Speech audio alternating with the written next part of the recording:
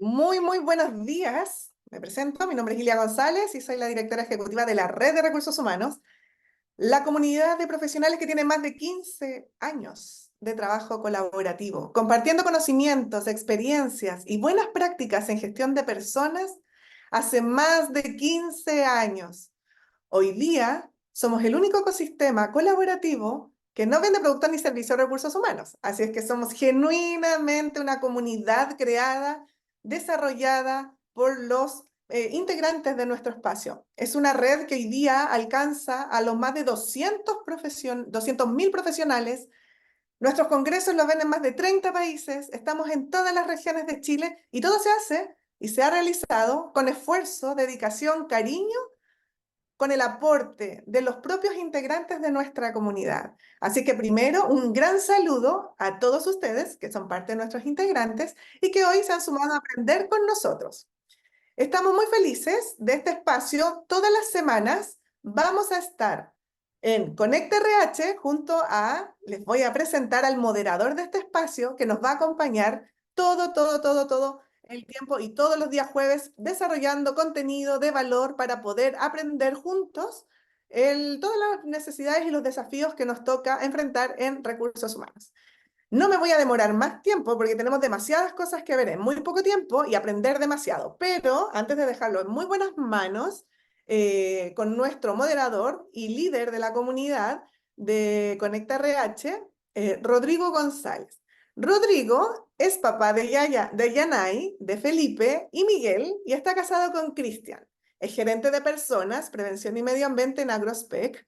Es cofundador de la comunidad Dos Papas en Chile, así que aprovechen de seguir @Dos Papas en Chile, plataforma a través de la cual visibiliza la adopción y la diversidad de los modelos de familia. Hace ya varios años que integra nuestra red, más de una década ha estado poniéndose a disposición de todos nosotros siempre para poder seguir aprendiendo juntos. Y es coordinador de infancia y familia en nuestra red de recursos humanos. Así es que con todo el cariño voy a dar la bienvenida a Rodrigo, que va a moderar este espacio y toda la semana siguiente en este mismo horario, así que bloqueen la agenda.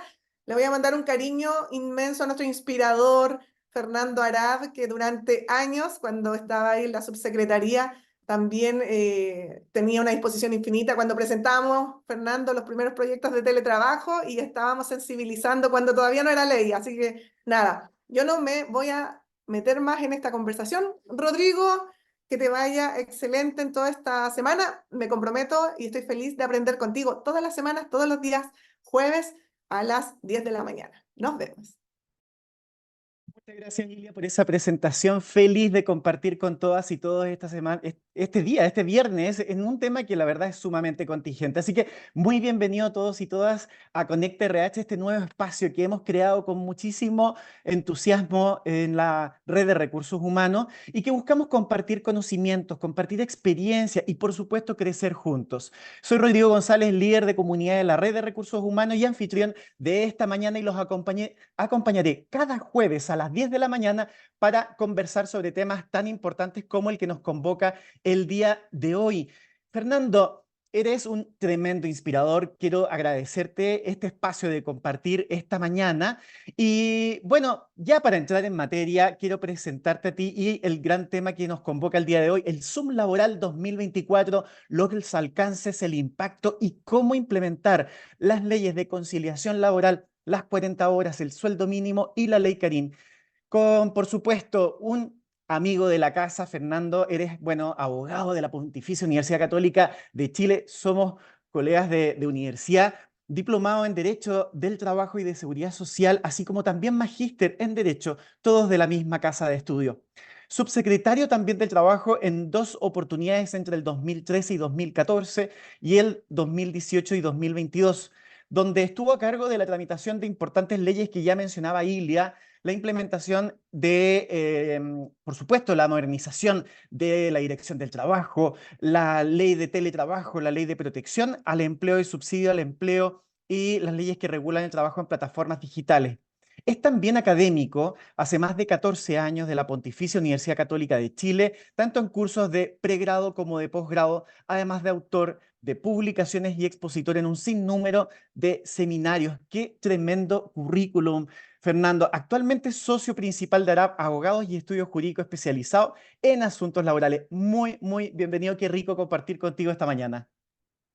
Hola Rodrigo, bueno, muy buenos días, muy contento bueno, de compartir este espacio. Felicitaciones por este proyecto que va a estar liderando todos los jueves. Seguramente ahí vamos a estar muy presentes hablando de estos temas que son súper relevantes, así que felicitaciones a ti, felicitaciones y agradecimiento a la red de recursos humanos a través de ILIA, quienes han liderado este tema hace muchísimo tiempo y son una verdadera comunidad de la cual orgullosamente me siento parte y soy parte, y saludar también a las más de ya 550 personas que están conectadas a esta hora y que seguramente se van a seguir conectando para que podamos conversar de estos temas.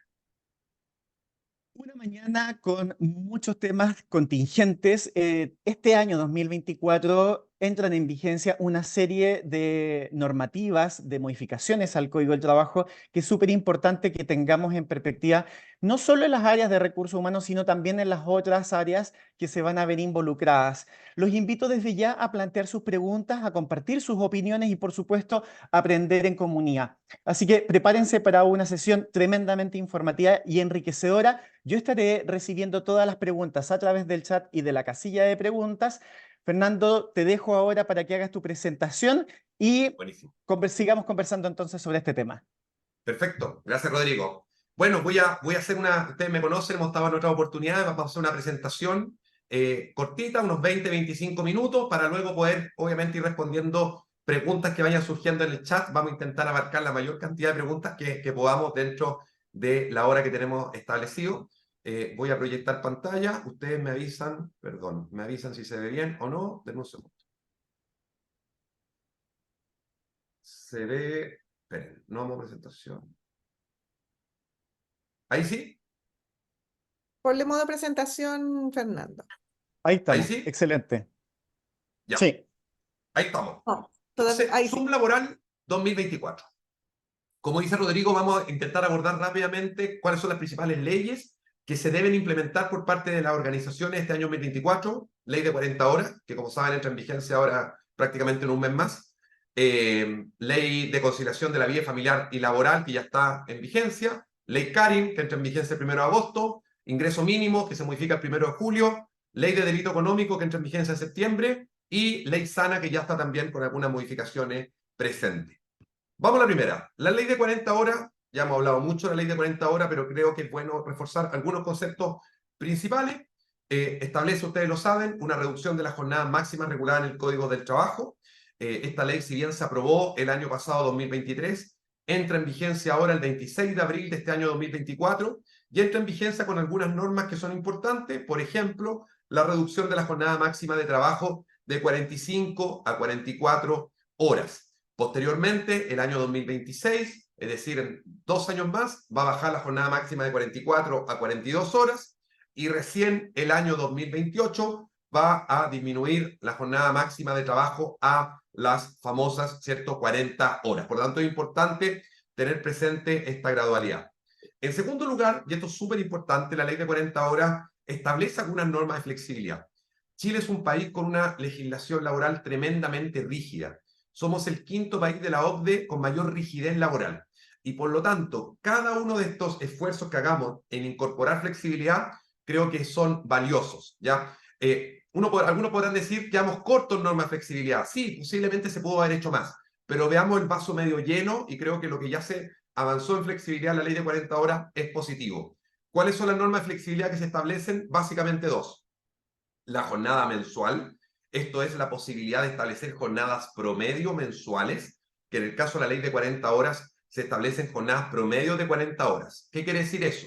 Que empleador y trabajador pueden pactar trabajar, por ejemplo, 2 semanas, 45 horas, y por tanto las otras 2 semanas del mes van a tener que trabajar 35 horas, de manera que el promedio mensual, el promedio en 4 semanas, de 40 horas. A algunas empresas, a algunas industrias esto le va a servir. Hay industrias o hay servicios donde, no sé, el primer y el último mes, perdón, la primera y la última semana del mes son más intensas en trabajo. Y por tanto podrán cargar una mayor cantidad de trabajo en la primera y en la última semana, y en las semanas del medio del mes bajar la carga de trabajo. Todo esto dando un promedio de 40 horas. Primera norma de flexibilidad. La segunda norma de flexibilidad que establece la ley de 40 horas es la jornada 4x3, que permite que las partes pacten jornadas de 4 días de trabajo y 3 días de descanso. El ejemplo típico, trabajar lunes, martes, miércoles y jueves, descansar viernes, sábado y domingo. Pero no necesariamente el trabajo de 4x3 tiene que ser de lunes a jueves. Puede ser, por ejemplo, de martes a viernes o de miércoles a sábado, ¿ya? Y por tanto, se puede ir jugando con eso. ¿Dónde está un poquito la letra chica de la jornada 4x3 en la ley de 40 horas? Que la ley señala que esta jornada 4x3 solo va a entrar en vigencia el año 2028, salvo que las partes acuerden bajar a 40 horas a partir del primer año. Es decir, si una empresa decide respetar la gradualidad de la ley, es decir, bajar a 44 horas este año, a 42 horas el año 2026 y a 40 horas el año 2028, no va a poder pactar la jornada 4x3, sino hasta el año 2028. Si por el contrario deciden bajar ahora a 40 horas, sí van a poder aplicar la jornada 4x3. La ley de 40 horas también establece dos normas de conciliación de la vida familiar y laboral, que son las bandas horarias y la posibilidad de compensar horas extras por vacaciones.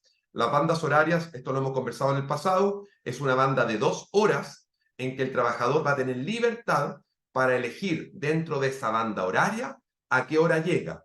Y dependiendo de la hora que llegue el trabajo, es la hora de salida. Por ejemplo, si llega a las 8 de la mañana, saldrá a las 5 de la tarde. Si llega a las 9 de la mañana, saldrá a las 6 de la tarde. Si llega a las 10 de la mañana, saldrá a las 7 de la tarde.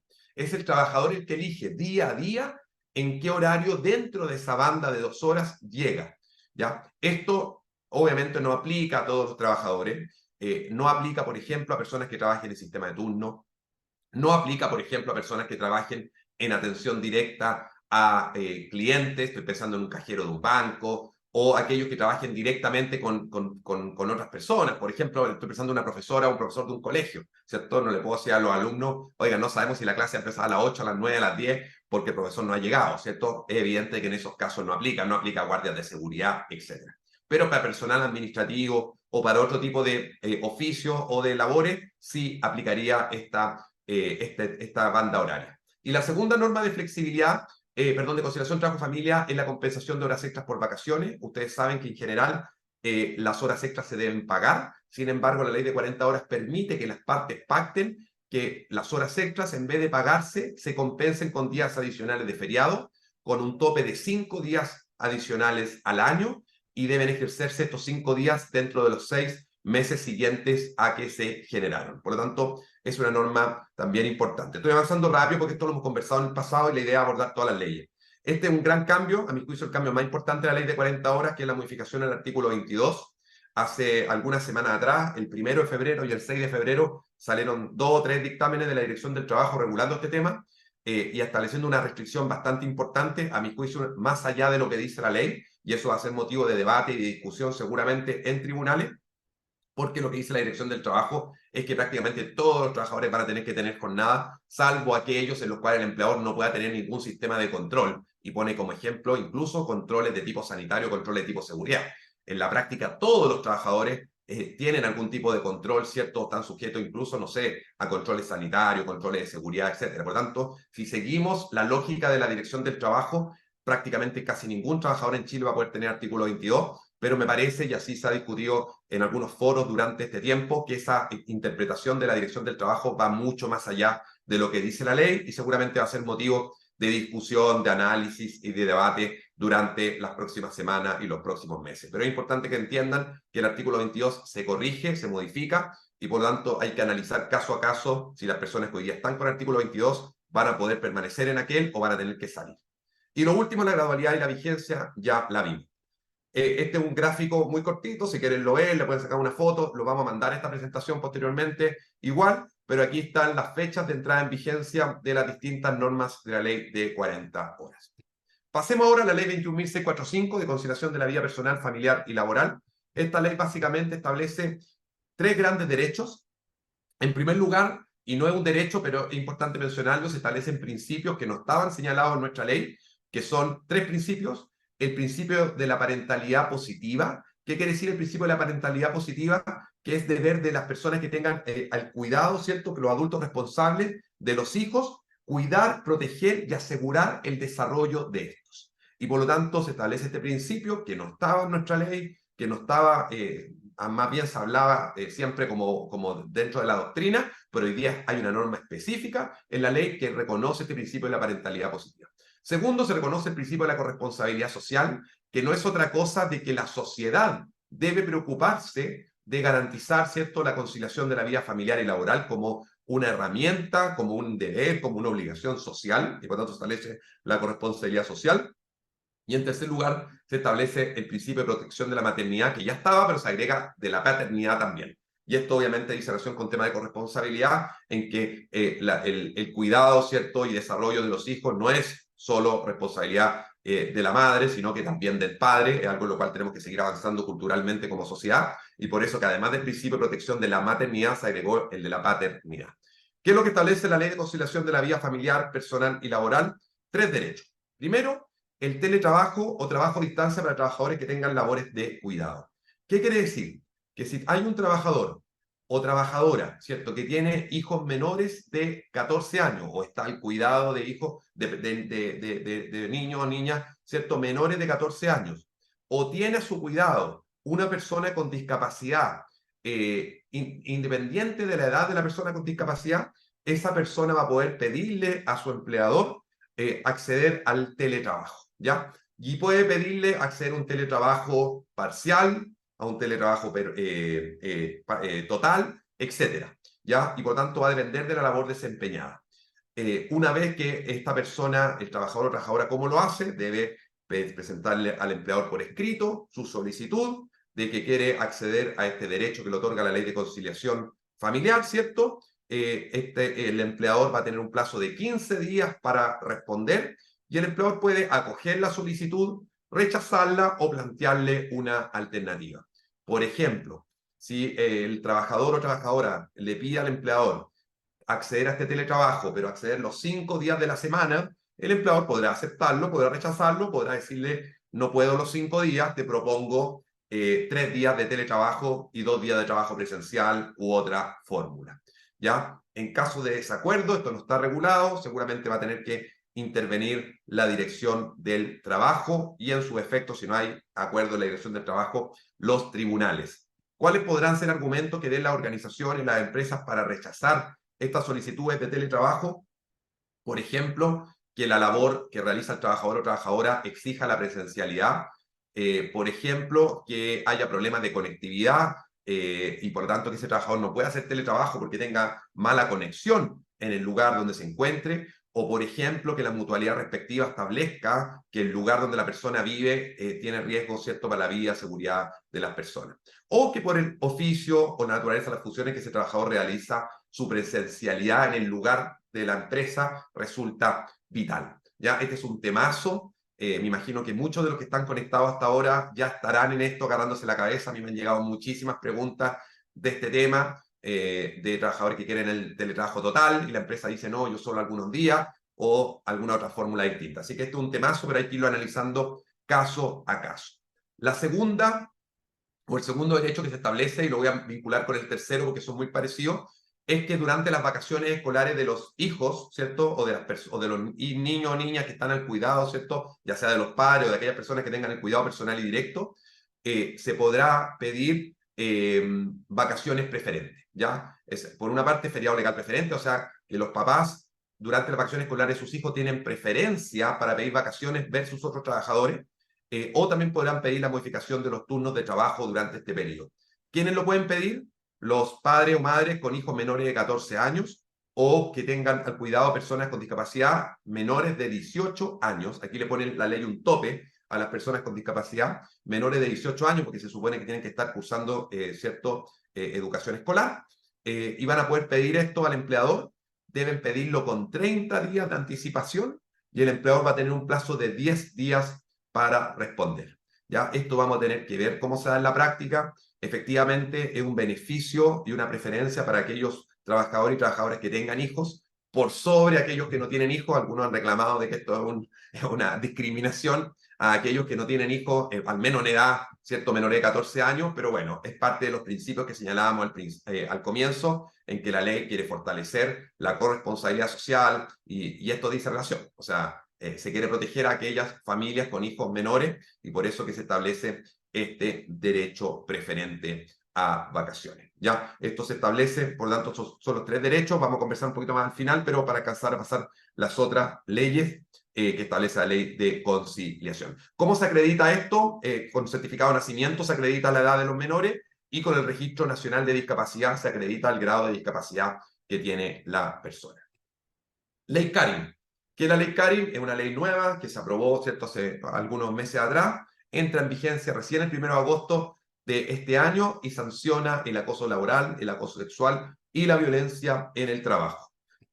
En primer lugar, la ley Karin también establece un principio que creo que es importante, que dice que las relaciones laborales deben fundarse siempre en un trato compatible con la dignidad humana. Es decir, nos pone ese piso, ¿cierto? Ese es el desde de nuestras relaciones laborales. Y este trato, que es compatible con la dignidad humana, debe ser libre de violencia y con perspectiva de género. Y acá incorpora un concepto que tampoco estaba en nuestra ley y que lo dice ahora expresamente el Código del Trabajo, que es el concepto de perspectiva de género, ¿cierto? Que también ha llevado a bastante debate.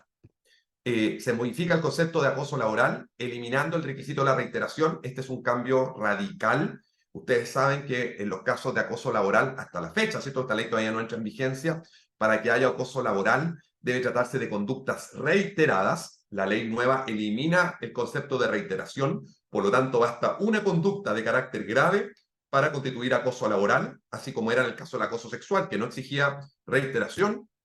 Se incorpora el concepto de violencia en el trabajo, concepto que no existía en nuestra ley, que solo hablaba del acoso sexual y un poquito del acoso laboral. Hoy día se habla de la violencia en el trabajo y con esto se incorporan a terceros ajenos a la relación laboral. Y, por ejemplo, los empleadores van a tener la obligación de proteger a sus trabajadores del trato o de actitudes de violencia, por ejemplo, de los proveedores, de prestadores de servicios o de terceros ajenos, incluso de clientes o consumidores. Y, por tanto, aumenta el abanico de protección que van a tener los trabajadores y en consecuencia aumenta también las obligaciones que van a tener los empleadores en este campo, ¿cierto? Y por tanto es importante entenderlo de esa manera.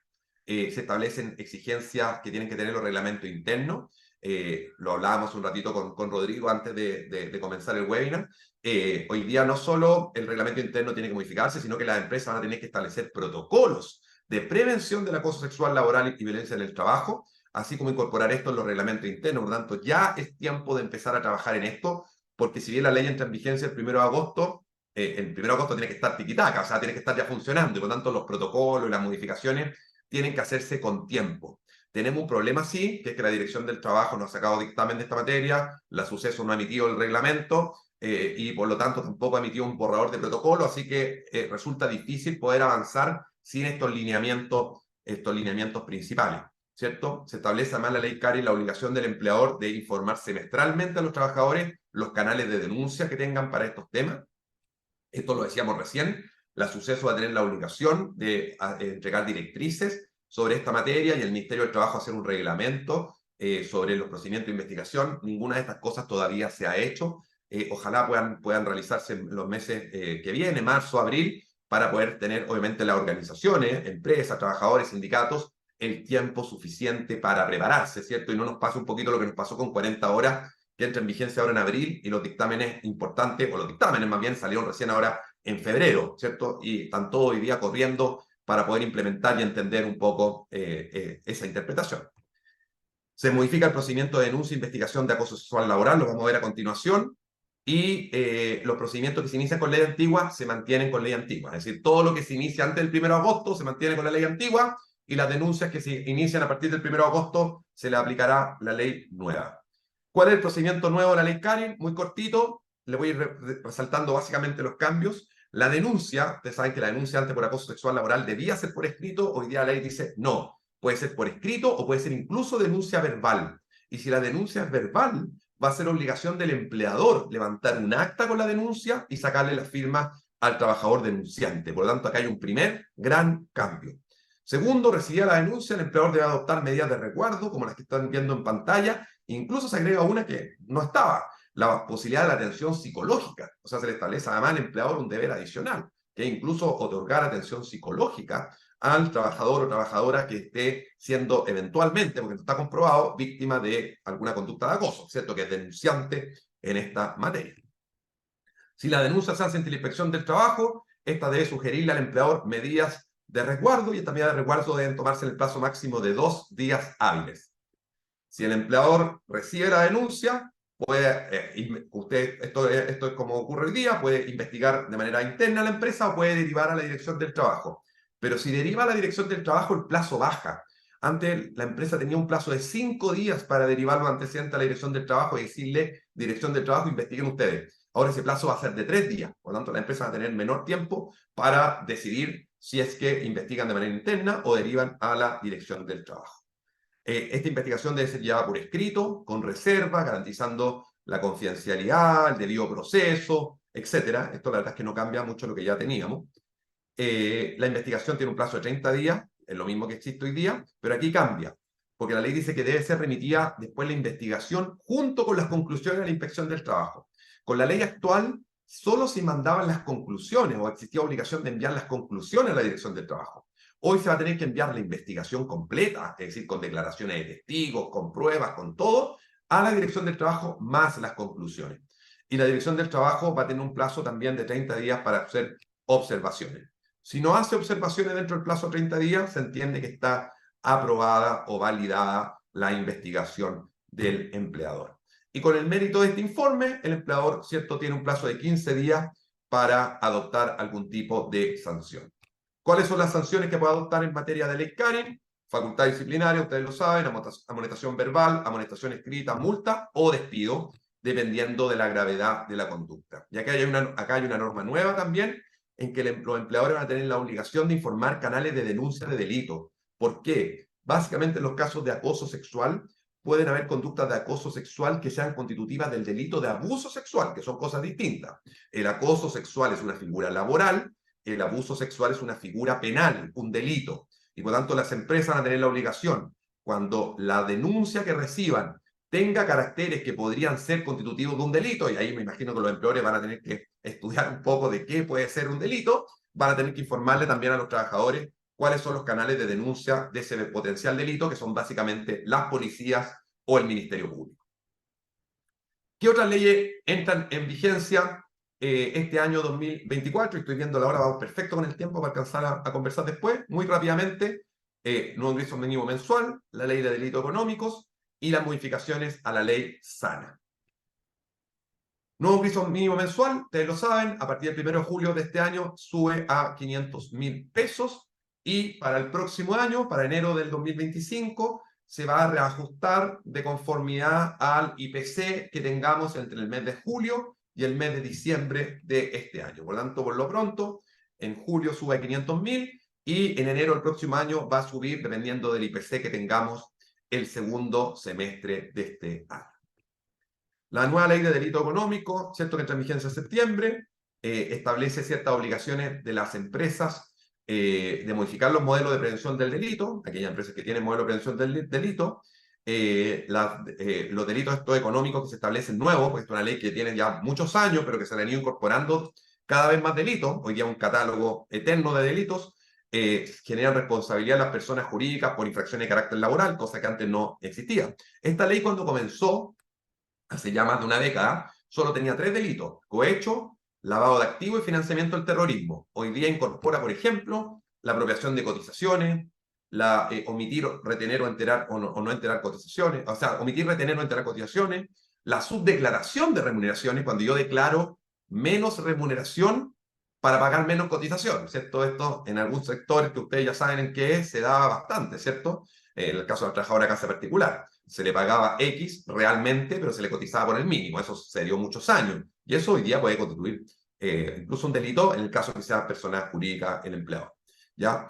Pago remuneraciones desproporcionadamente inferiores bajo el ingreso mínimo. O sea, si se paga bajo el ingreso mínimo de manera desproporcionada, o sea, si se paga bajo el ingreso mínimo o desproporcionadamente en relación a otro trabajador, se puede establecer incluso que hay un delito ahí, que es un tema bastante complejo, ¿cierto? Y vamos a tener que ver cómo se desarrolla la declaración maliciosa de faltas de cotizaciones y la infracción de cuarentena o aislamiento sanitario. También esto, a propósito de la pandemia, se estableció. Por lo tanto, hoy día el no pagar cotizaciones, el retener y no enterar cotizaciones, no solo va a dar origen en materia laboral, o puede dar origen en materia laboral a una nulidad del despido, con todos los costos que eso tiene en materia laboral, que ustedes saben que los intereses y reajustes en materia laboral del despido son altísimos, sino que también puede dar lugar a delitos. Y eso ya estamos hablando de un tema bastante más complejo, porque ya no es solo una sanción económica, sino que puede haber una sanción, ¿cierto? Incluso de cárcel, una sanción personal, que se llama.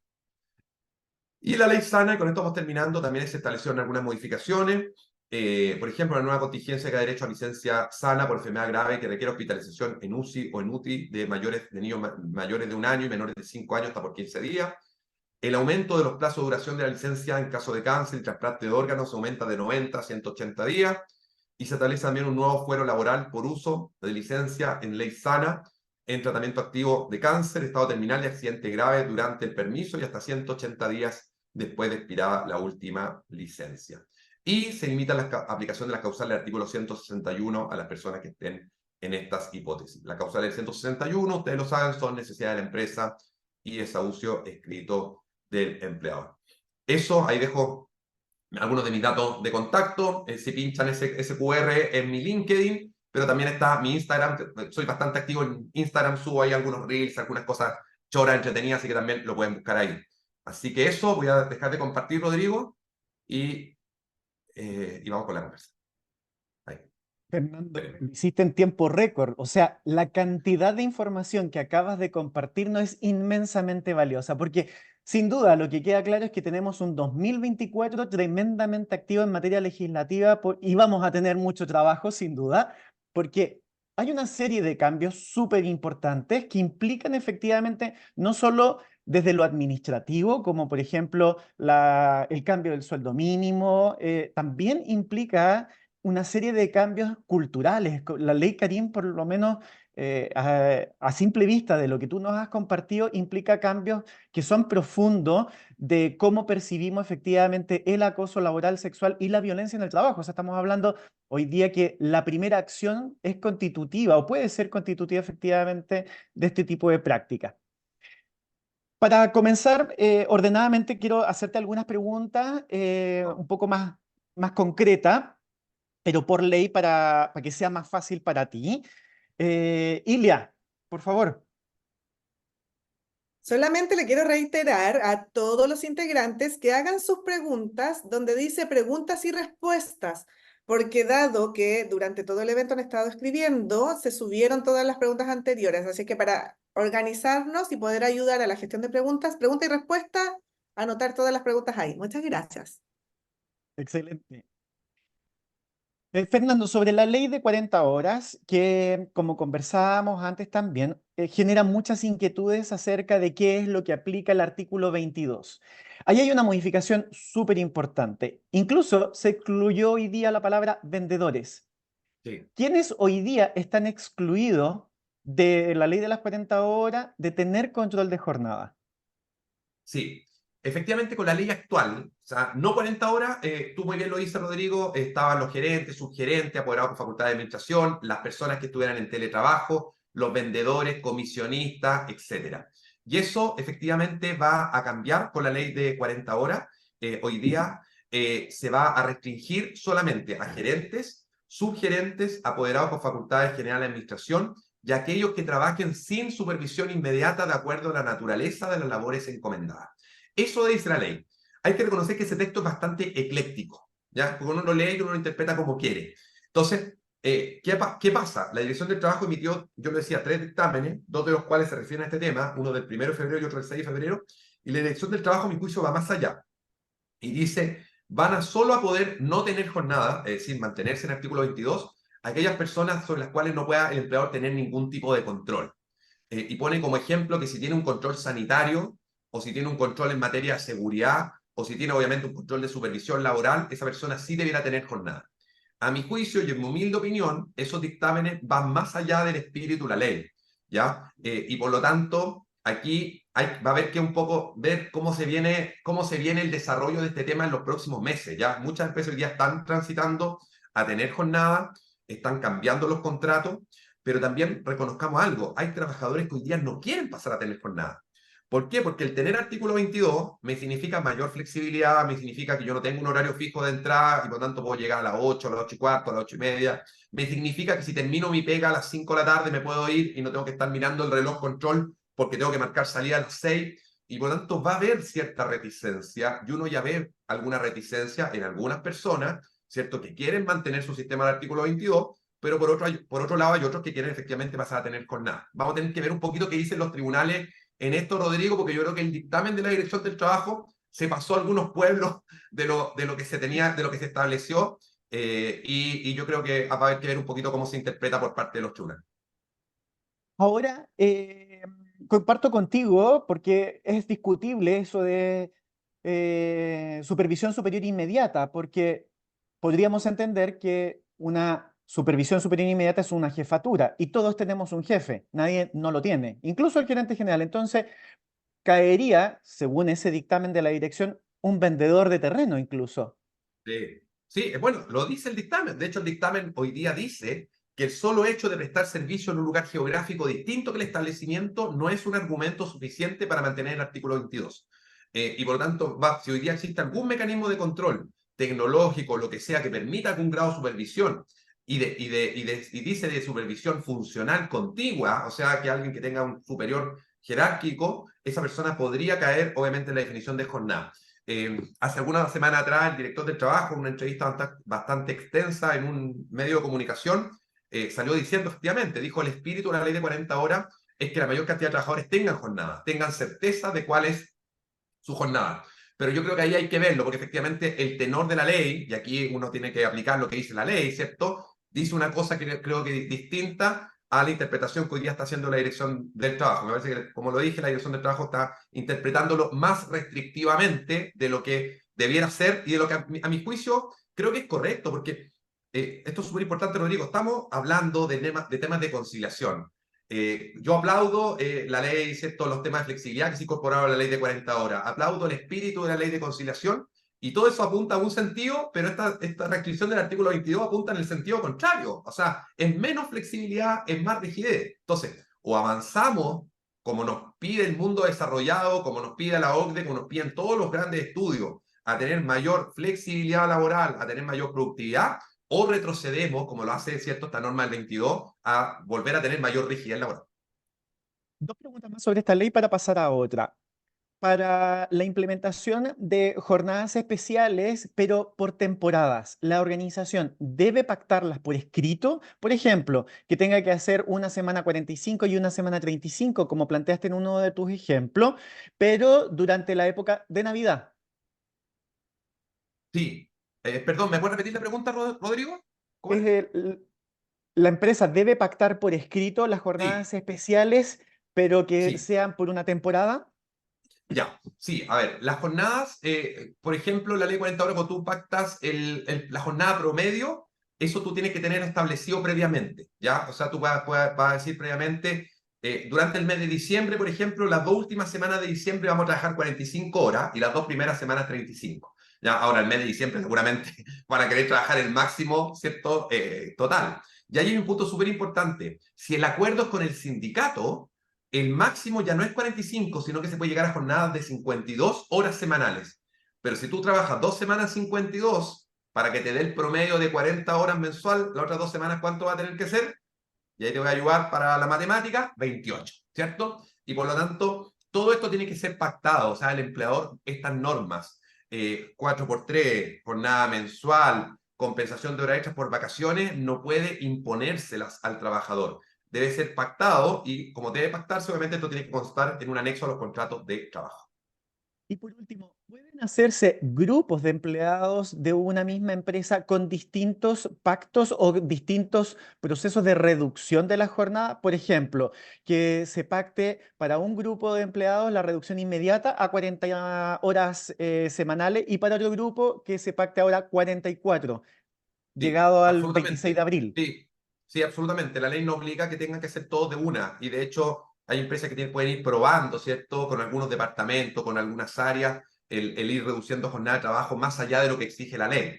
El mínimo es lo que dice la ley, o sea, el mínimo es que este año tiene que bajar a 44 en abril.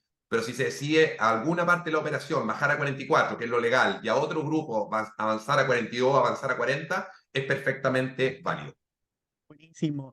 Ahora conectándolo con la ley de conciliación. Como bien decías, la ley de 40 horas nos impone algunos desafíos que tienen que ver con rigidez, con que nos hace poco flexible precisamente la conciliación muchas veces de esa vida laboral y familiar.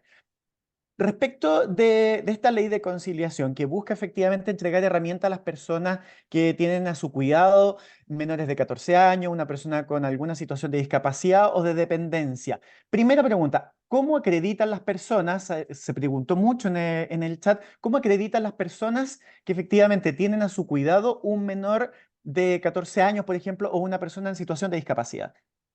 Sí, se acredita en el caso del menor de 14 años con el certificado de nacimiento que acredite la afiliación, ¿cierto?, del niño o niña o de la resolución judicial. En el caso, por ejemplo, que sea una adopción, hay una resolución judicial, ¿cierto?, que otorga el cuidado personal del menor a los padres, ¿cierto? Y en el caso de la discapacidad, Rodrigo, se acredita con el certificado de inscripción en el Registro Nacional de Discapacidad que emitió, ¿cierto?, este documento por el Ministerio de Desarrollo Social. Por tanto, certificado de nacimiento para el tema de la edad, registro de discapacidad para el caso del tema de la discapacidad.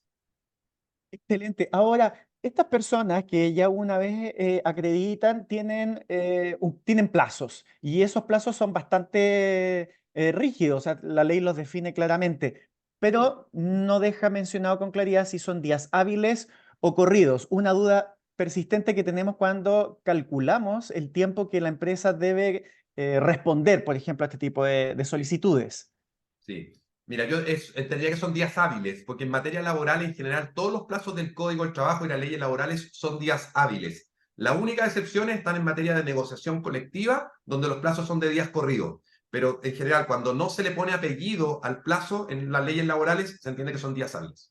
Excelente dato. Eso lo debemos recordar para todos los plazos que establece entonces el Código del Trabajo. Hay una pregunta que me encanta. ¿Qué sucede con el famoso derecho preferente de la madre que existe en el Código del Trabajo respecto de esta ley? ¿Ambos o solo la madre tiene el derecho preferente del cuidado y por lo tanto de solicitar el teletrabajo? Ya, la ley de conciliación aplica para ambos padres. Y ese es un cambio de lo que veníamos acostumbrados, porque cuando uno ve la otra norma, en general la normativa laboral, el resto de la normativa laboral, por ejemplo, el tema de la banda horaria. La ley de 40, voy a poner el ejemplo, ley de 40 horas, banda horaria. Dice que este es un derecho que tienen los padres trabajadores, pero que lo puede ejercer uno solo, a elección de la madre. Entonces ahí seguíamos con esta lógica, ¿cierto?, de poca corresponsabilidad, porque al final del día decimos derecho a los padres, pero que eligen la madre, y en general las madres cuando trabajan lo eligen ellas para ellas, y pocas veces se lo traspasan al padre, porque tenemos muy baja corresponsabilidad en Chile. Tú sabes que el 97% de las personas que hoy día no trabajan remuneradamente por razones familiares permanentes en Chile son mujeres. ¿Por qué? Porque culturalmente tenemos asociados. La ley de conciliación tiene un avance positivo en eso, y por eso que habla de los principios de protección de la maternidad y la paternidad, porque habla de los padres trabajadores tendrán este derecho y no establece que es uno u otro, por lo tanto podrían ser ambos. Eso es súper positivo porque no solo debemos desde las políticas públicas implementar iniciativas que fomenten o incentiven la participación de mujeres en el mercado laboral, también debemos emparejar la cancha entregando exactamente los mismos beneficios y derechos a los hombres. Y particularmente, bueno, también tú y yo lo hemos discutido, lo que sucede en las familias homoparentales donde hay dos mamás y dos papás. Bueno, ¿quién ejerce el derecho preferente? Una complejidad también no menor. Pasemos ahora a la ley Karim, que está, desde mi perspectiva, no sé si lo comparte, nos ofrece quizás los mayores desafíos porque implica cambios culturales, ya lo decía antes, súper profundo y además una serie de requisitos relacionados con la elaboración de documentos, de protocolos, actualización del reglamento interno y además formas de trabajo diferentes. Desde tu perspectiva y ya viendo que está todo focalizado en la ley de conciliación laboral, ¿cómo crees tú que van a enfrentar las organizaciones y cuál va a ser el principal desafío en su implementación, considerando que la primera acción puede ser considerada acoso o violencia en el trabajo? Sí. No, la ley Karen va a ser un tremendo desafío, Rodrigo. Tú lo decías muy bien porque primero hay un cambio cultural, ¿ya? De entender qué es lo que es violencia en el trabajo. Por ahí alguien decía recién en el chat, vi rápidamente, se va a regular el tema con los proveedores, el tema con los clientes, el tema con los consumidores. O sea, el ámbito de protección que va a tener que tener el empleador respecto a los trabajadores o trabajadoras aumenta, primero. Segundo, se van a modificar los procedimientos de investigación, como lo vimos en la presentación. Y tercero, se van a tener que establecer protocolos. Y esos protocolos van a ser súper importantes porque van a regular todos estos temas. ¿Qué se entiende por acoso sexual? ¿Qué se entiende por acoso laboral? ¿Qué es la violencia en el trabajo? Todo esto tiene un marco, ¿cierto? Que es la ratificación de Chile del convenio 190 de la OIT. Chile ratificó, ¿cierto?, hace un par de años el convenio 190. A mí, cuando estuve subsecretario, me tocó en el año 2018 votar a favor en la OIT, en Ginebra, a favor del convenio 190. Y en ese momento votamos a favor del convenio para que fuera convenio OIT, y luego venía, ¿cierto?, el proceso de análisis de brecha en Chile para ver si se podía ratificar o no. El gobierno lo ratificó el año pasado, por lo tanto creo que es una buena noticia. Y todo esto va en esa línea, ¿cierto?, de proteger la dignidad de la persona y evitar este tipo de conductas que lamentablemente son cada vez más reiterativas, o al menos hoy día se están denunciando más. A lo mejor se perdió el miedo a denunciar y siempre han ocurrido, pero uno ve que hoy día hay muchas más denuncias de estos temas. Y en ese sentido, frente a una denuncia, la clásica que dice, se transforma como en el rumor, ¿no? Fíjate que tal persona parece que se siente malo, tiene un problema con algún compañero de trabajo, con su jefatura. A propósito de este concepto que aparece de la denuncia verbal, cuando es Sí, algo que uno escucha, ¿cuál es el rol que juegan las áreas de personas, los departamentos de recursos humanos en gestionar esa denuncia que es verbal, sí, es más, literalmente? sí, no anónima, pero no es del involucrado personalmente. No Sí, es mira, directa. ahí hay una discusión, ¿ah? Yo soy de la teoría que se puede investigar de oficio. ¿Por qué investigar de oficio? Porque el empleador tiene un deber básico que está establecido en el Código del Trabajo, ¿cierto? Artículo 84, artículo 183, que es el deber de proteger la vida y la seguridad física y psíquica de sus trabajadores. Y por lo tanto, si yo, empleador, recibo una denuncia escrita o verbal de compañeros de trabajo de alguien, de que esa persona está siendo víctima de acoso laboral, está siendo víctima de acoso sexual, yo creo que ese empleador proactivamente deberá de oficio iniciar una investigación. Ahora, esa investigación necesariamente va a tener que contener la declaración de la persona supuestamente víctima, y si esa persona niega los hechos va a ser difícil seguir adelante, y de la persona acusada, ¿cierto? Tiene que cumplirse el debido proceso. Esto es súper importante porque estos son temas súper complejos. Entonces, aquí hay que garantizar la confidencialidad, la reserva de la investigación, etcétera, porque puede ocurrir, y ocurre en muchos casos, que estas denuncias no llegan a nada porque son o derechamente falsas, o lamentablemente se malinterpretaron algunos temas, o fue en venganza de otra cosa, y por lo tanto siempre hay que proteger también hasta que no se, como se dice, nadie es culpable hasta que se acredita su culpabilidad. Y eso creo que hay que tenerlo presente en todas estas investigaciones por lo complejo que son estos temas. Hay un concepto dentro de la normativa, la perspectiva de género que se debe tener en todo lo asociado con la implementación de la ley Carín. En la práctica, ¿eso qué significa tener perspectiva de género? Sí, no lo dice, bueno, el dictamen de la Dirección de Trabajo no ha salido en este tema, pero básicamente al hablar de perspectiva de género, debe interpretarse que cuando se analizan esta disyuntiva que se van a dar al interior de las organizaciones, siempre hay que hay que entenderlo en base a, como se dice, perspectiva de género, o sea, darle prioridad o preferencia, ¿cierto?, a la protección, en este caso, de la mujer que denuncia, ¿ya? Y eso va a ser un tema bien relevante en ver cómo entendemos esta perspectiva de género, una especie de indicio a favor, ¿cierto?, en el caso de denuncias que se tengan en estos temas. Pero vamos a tener que esperar, creo yo, la interpretación de la Dirección del Trabajo para ver cuál es el alcance que le quieren dar al concepto de perspectiva de género.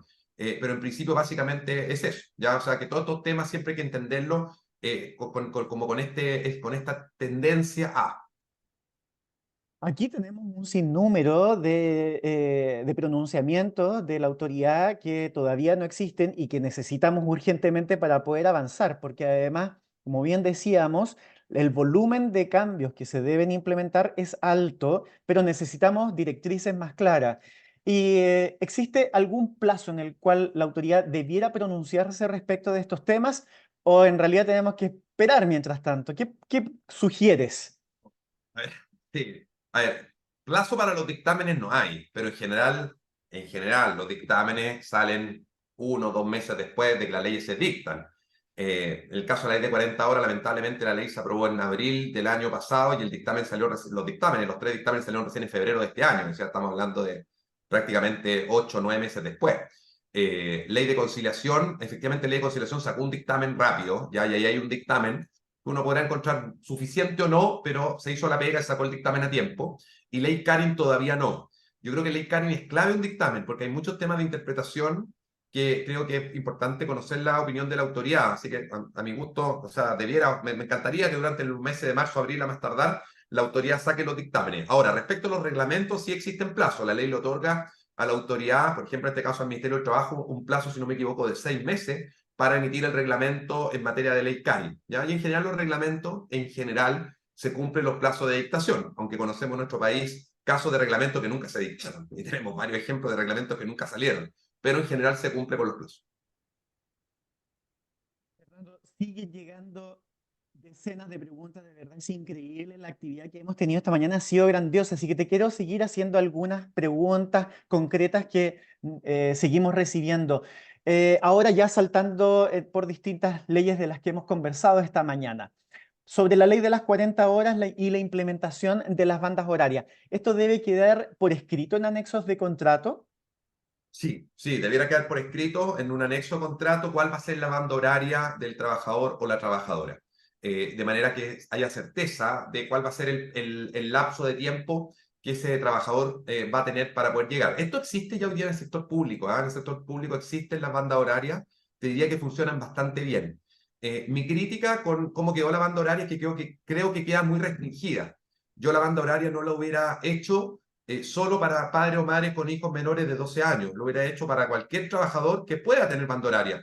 Porque no solo aquellos que tenemos hijos tenemos necesidades a veces de tener mayor libertad en las mañanas. Alguien que no tiene Sin hijos pero duda. quiere ir en las mañanas al gimnasio, quiere salir a correr, quiere hacer deporte, da lo mismo, lo que quiera. Esa persona también puede querer tener esa flexibilidad. ¿Ya? Esa es mi crítica con el tema de cómo quedó la ley. Pero vuelvo a decir, miremos el vaso medio lleno, estamos avanzando lentamente en algunos temas de flexibilidad, pero yo hubiera establecido la banda horaria sin limitación de beneficiarios. Buenísimo.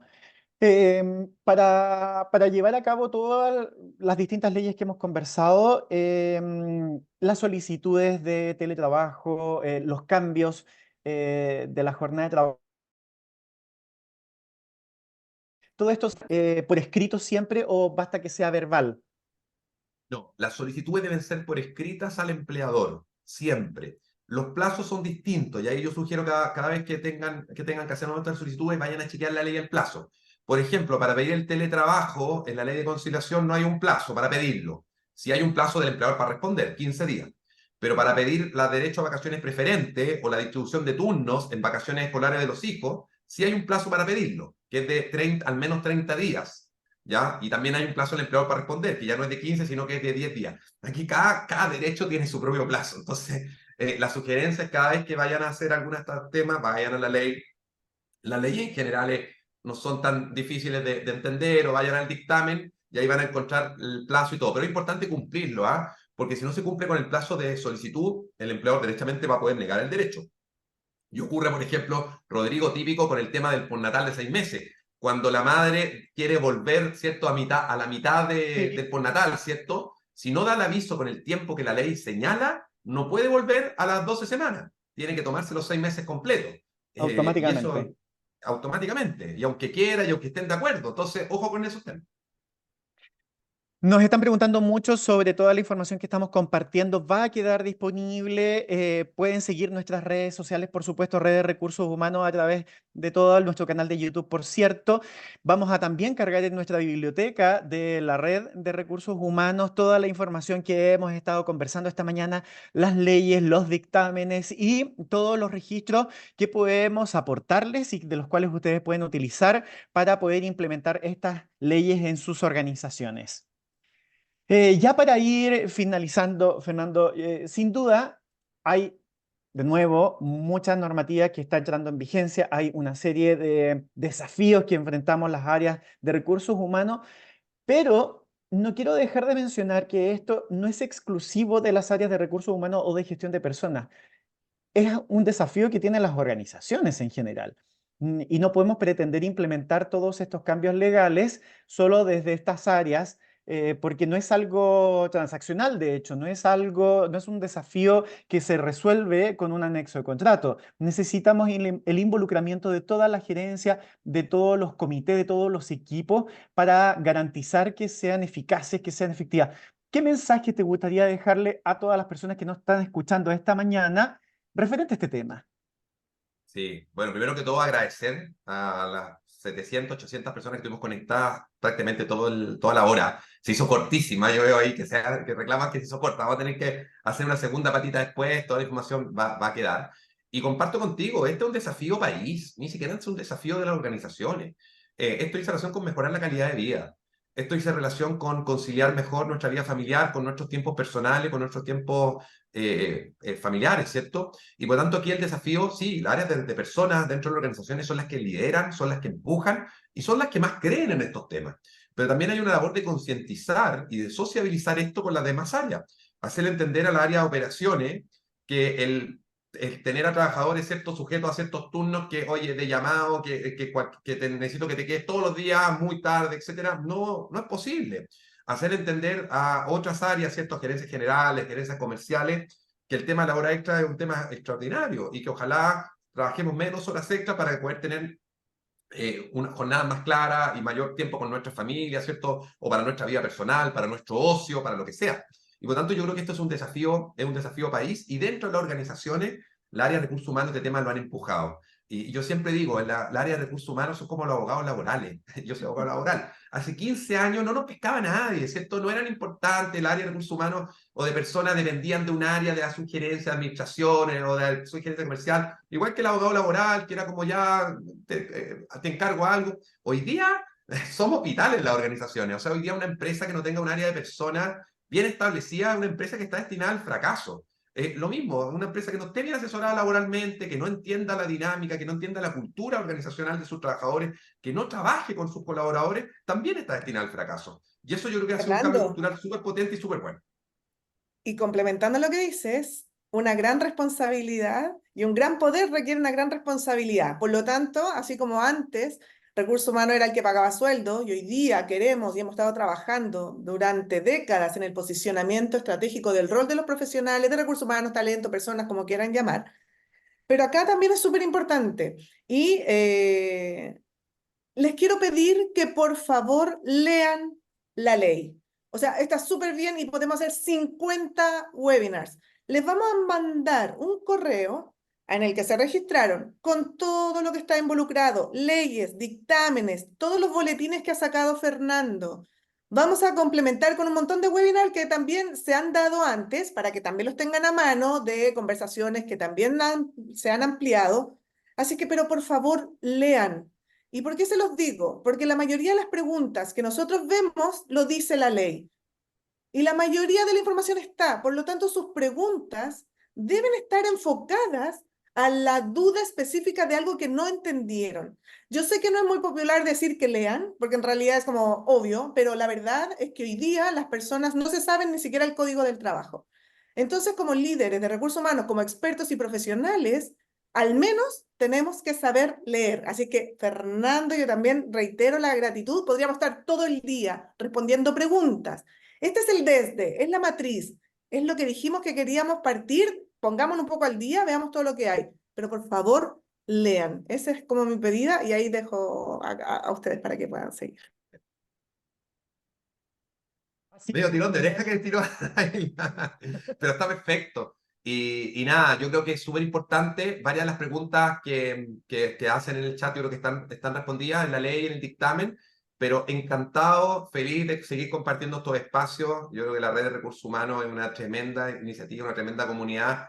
Además, Rodrigo, tú vas a tener este espacio jueves a jueves, que yo creo que va a ser así de exitoso como lo estamos teniendo hoy día y seguir compartiendo entre todos. Y al final del día en esto hay que compartir experiencias, porque como decíamos recién, la ley en algunos casos es clara, en otras no es tan clara, y los dictámenes también algunas veces son confusos, y por tanto compartir experiencias yo creo que ayuda. Muchas gracias, Fernando, por acompañarnos esta mañana en este primer capítulo de Conecta RH, nuestro nuevo espacio de conversación, donde semana a semana vamos a estar compartiendo con grandes exponentes del mundo de los recursos humanos, quienes por supuesto nos inspiran y nos llenan de aprendizaje.